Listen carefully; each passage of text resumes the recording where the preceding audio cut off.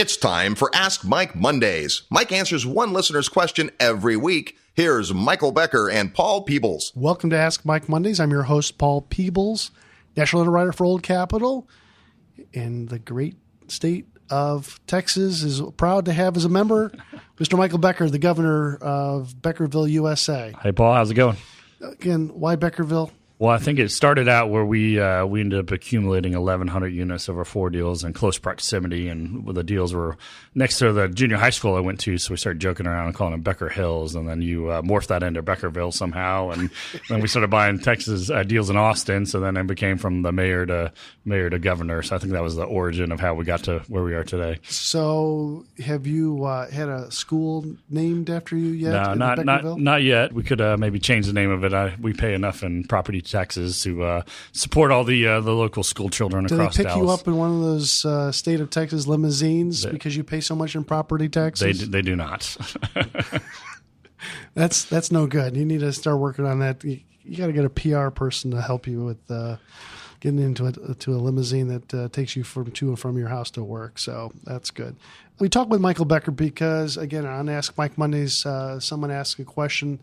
And we really value Michael's experience. And if you don't know Michael, he started off as a commercial real estate banker. And so he spent a long time for a national lender, and he was a top producer on the commercial lending side and did very well, did $1 billion+ in loan origination on apartments.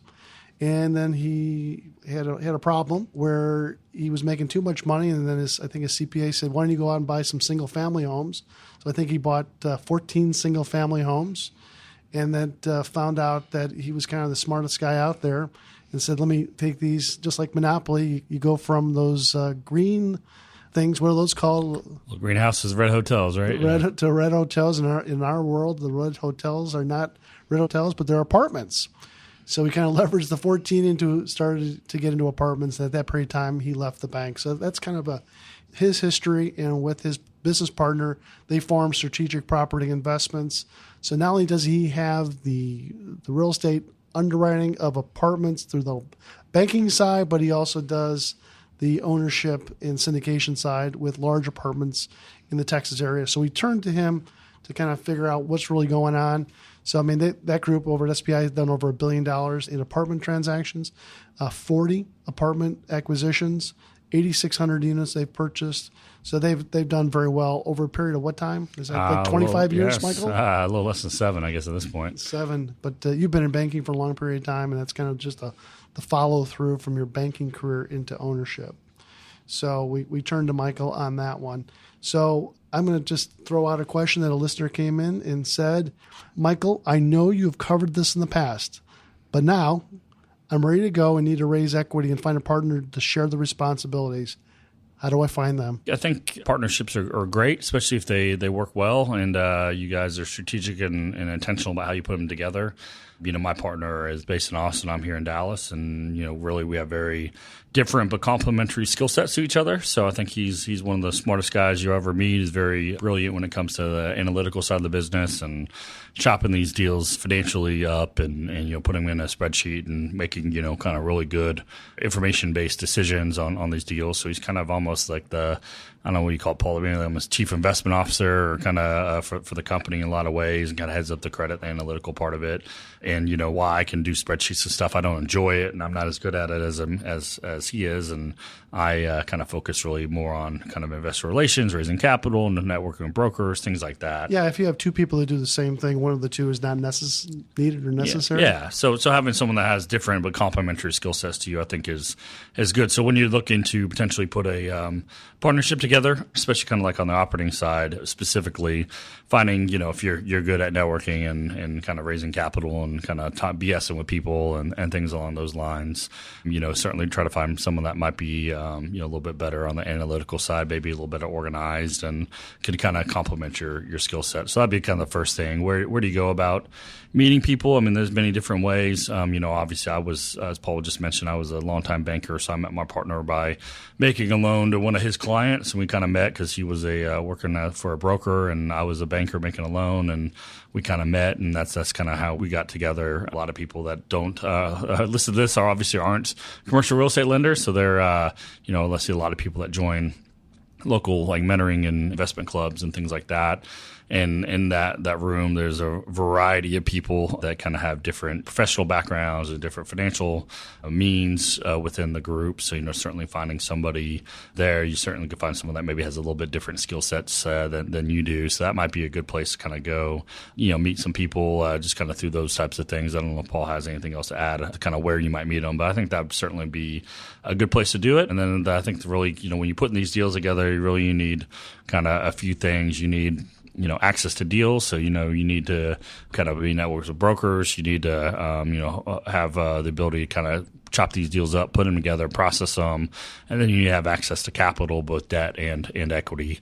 So, thinking about, partnerships, there's various stakeholders along the way when I put a transaction together. So, one of my primary responsibilities is getting networked and staying on top of all the brokers in the marketplace and getting deal flow in the front door. So, that's certainly, I kind of view all the brokers and the markets we do business as kind of my partners to a certain degree because they want to sell buildings and we want to buy them. So we kind of need each other out in the marketplace, generally speaking. The other people I think of as my partners, besides kind of my operating partners, is, obviously the investors that invest capital alongside of us because obviously we, have money and we can put money in the deals, but we don't have all the money in the world. So we need to leverage the investors. The investors need to leverage my professional background, my network, all my ability to put the deals together. So it's a pretty much a win-win kind of scenario there. We need to leverage the banks and the mortgage brokers out there. So guys like Paul and all the guys, James and John and all the guys at Old Capital, leverage their relationships and access to the banks, their history and track record to kind of put these deals together, help you structure them. And then ultimately we leverage like our vendors, our property management company being one of them, a lawyer, accountants, all those people. So those are, kind of all the people I kind of think of as my partners, Paul, from vendors to brokers to investors to my primary operating partner to the banks, right? Those are all the people that I kind of think of my partners. So that's kind of your job is kind of be the quarterback, put all these things kind of together and, kind of go out and execute or kind of oversee the various people executing their component of a transaction. How do you bring the cash in? I mean, you talked about, bringing the partners in, but what do you do to go out there and start pounding the table saying that, I don't have a deal right now, but when I do, I'll bring it to you. You have to build substantive relationships out there with other people to have them think of you as a way of them to stick at $100,000 or $50,000 into one of your investments. What do you do to go out there and raise a level of knowledge about I mean, I think almost 10 years ago, there was a change in the law where they allowed crowdfunding, right? Where you didn't have to have you could do what's called a 506B or 506C raise under the Reg D exemption. We talked a bunch about that in the past, and there's a bunch of resources out there. But basically, it was going to have this, at the time, I was kind of thinking, there'll be the magic fixture here now. Let's go to one of the crowdfunding sites, you put a deal up there, and all of a sudden, all the money's going to come. And it's not just the way it works in reality. People invest with people they know, like, and trust, and you got to build some level of rapport and credibility in the mindset of the people. It's very rare that people put material amount of money without someone they've met in person or listened to on a podcast or heard speak or had a referral from another investor or something along those lines.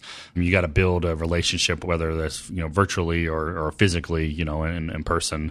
So when we're kind of starting out, you just got to think about all the things that you have access to, all the people And generally, like I've said this before, the first people that invest with you is kind of like the 3F rule, right, Paul? Is friends, family, and fools, right? So kind of your friends and family that know you well, the people that just don't know any better, to invest with a first timer, and that's kind of how you get your first deal done.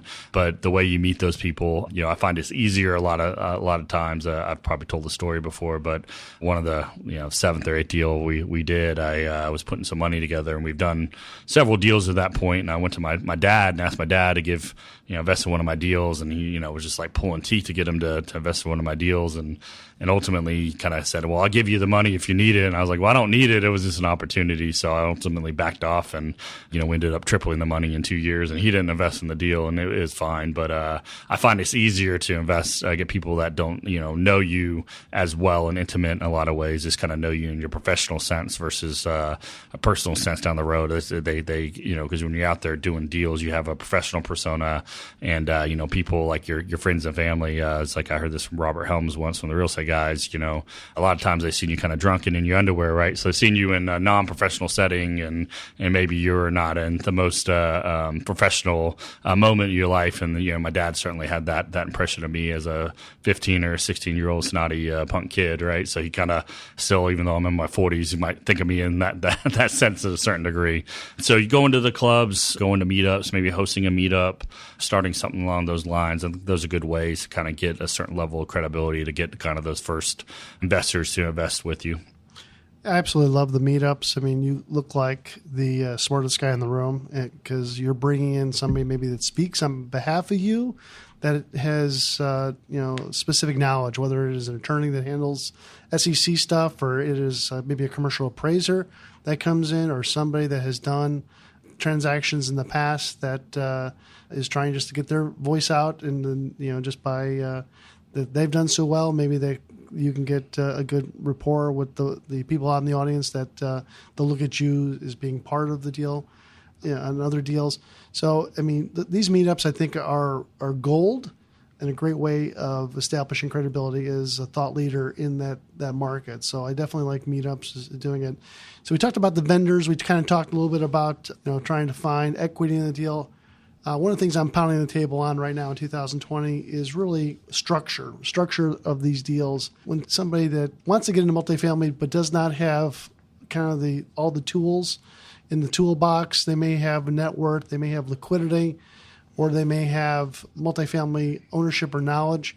You need those to put together these deals. And if you're lacking one of them, what we have told you in the past is to find somebody that you may have the net worth and liquidity and lacking the multifamily experience.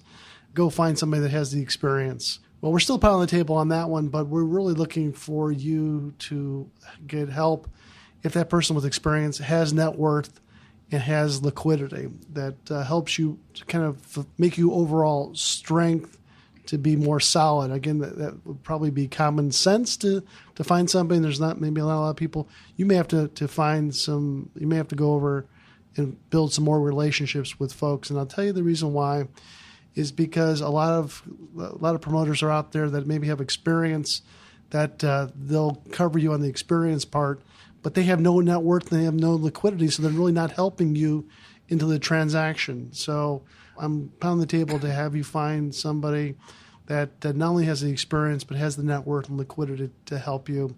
Because Fannie Mae is kind of cracking down right now, and I want to bring this to your attention, is that they want to make sure that when you acquire a property and you start to manage the asset and they're servicing the loan, they're going to come out and take a look at the property, and they're going to score that property on 1 to 5 with the condition of the asset. And so sometimes if you don't have a high net worth individual or somebody doesn't have the net worth but just has, say, and I put this in air quotes, experience, they don't have a lot of skin in the game, but they bring the experience, they may not be operating that asset nice enough. And if you bring them in and they're part of your group, it may be a problem down the road. So my point is that if that person that you bring in does not do a good job with their assets that they currently have because they're just not focused on managing the assets, that you may find yourself in the future that if you brought them in, you may not be able to do more business.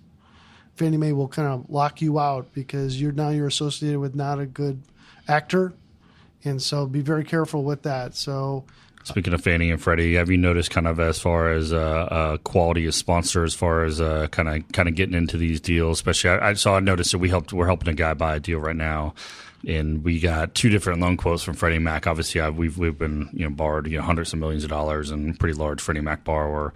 So we had a quote where I signed on the mortgage, and one where I didn't sign on the mortgage, and only he had on the mortgage. And I think, Paul, it was somewhere around 10% leverage and about 40 bips in the spread better, so 10% more in leverage and 40 bips lower in spread if I signed on the mortgage versus if I didn't sign on the mortgage. And that was just kind of, they didn't, even though the asset was exactly the same, they just didn't. They didn't like him. They didn't like him, right? Because, and not that they didn't like him, but he was a single asset owner selling a property, doing an exchange. And so they're kind of like relational, right? So he was just going to do the one deal and he wasn't going to be repeat borrower there. So they didn't want to get too deep in bed with kind of a transaction. They wanted more of a relationship. So that's certainly what I've noticed on the regular Freddie Mac program. Are you seeing that in the small balance program as well? Quite a bit. And I will tell you, in the small balance Fannie Mae, or even the regular balance Fannie Mae, where you acquire property, you do a Fannie Mae loan, then you have the ability to pull cash out. What I have seen is that the lender wants to establish a long-term relationship with you. And if you do one loan through ABC, Fannie Mae lender, and you do another loan through ABC, Fannie Mae lender, and you're just pushing your transactions out to anybody that you think is able to do the transaction, and you don't go deep with that one transaction, you may find yourself in the future that you want some cash out with a supplemental, and because you haven't built that relationship, that one lender that you want to pull the cash out will recognize that you have built other relationships with other lenders and maybe never given them the opportunity to bid against that deal. And they may say, we only do business with relationship borrowers. They may cut them off or reduce their proceeds, and they're not going to extend out the full leverage in these transactions. So my 2 cents to you is that if you start with one Fannie Mae lender, continue to build upon that one relationship. We may think, well, I want to try to spread that around a little bit. Well, I get that. But if you start building a deeper and deeper relationship, that one lender will bend over backwards to help you to do what you want to do. You may go out and take a look and look at a bunch of girls, but you're going to find one woman to marry and stay with that one woman. And that relationship will get deeper. And so it's the same thing in lending, is that once you establish who you want to do business with, stay with them. You always look and try to maybe get quotes and compare those quotes, but that one lender will help and bend over backwards to help you maintain and keep that relationship. And that definitely helps when it comes to servicing the loan. And so, you want them as your partner when they service the loan. You don't want to build 10 different relationships or 5 different relationships or even 3 different relationships with other DUS lenders out there. You want to build one relationship with the servicing group, and that's my 2 cents. I'm off my soapbox. That's good. What do we? I don't think we talked about it. What do we have coming up with Old Capital World? So don't forget, in April, go on to oldcapitalpodcast.com and register for Dr. Dotzer. Mark Dotzer is going to be in the house in April. Mark is one of the funniest and terribly straightforward economists out there. He's a commercial real estate economist, and kind of everybody who's in commercial real estate banking or investing in the Southwest listens to this one guy. So he's in the Wall Street Journal, the Dallas Morning News, every major newspaper and television appearance from Fox News. He's the guy that everybody turns to listens about what's going on with the economy on just the bigger picture. He's able to take these complicated subjects and bring a lot of clarity to that. And we'll have about 400 or 500 people at that meeting. It's in April. So I know we're giving you plenty of time. Go on to Old Capital Podcast and RSVP for that. And then also, we have updated our 2020 Multifamily 101 piece that talks a little bit about how to structure apartment loans. And so we should be your best friend. We're bringing 75 to 80% of the money as the lender. Get to know us and how to react with us and what's important, what's not important when you have a conversation with your banker. So it's a 70-page white paper report. You're able to download that on Old Capital Podcast. And if you think that we bring value to the conversation on the podcast, go to iTunes, and we're trying to get 1,000 5-star reviews, 1,000 5-star reviews. We would appreciate it if you took the time and reached out to do that for us. We would appreciate that. And again, Michael, if somebody wanted to get more information about SPI and what you guys do, what's the easiest way? Yeah, just simply go to a company's website, which is www.spiadvisory.com. That's SPI like spy advisory.com. There's a contact us form. Fill that out, and we'll always have to have a 10 to 15-minute telephone call with listeners that meet off the podcast if they want to kind of learn more about what we do or potentially invest with us. That's a great idea. Good deal. Again, it's SPI? Yeah, Strategic Property Investment, SPIadvisory.com. All right, perfect. Again, I'm Paul Peebles. That was Michael Becker. Have a great day.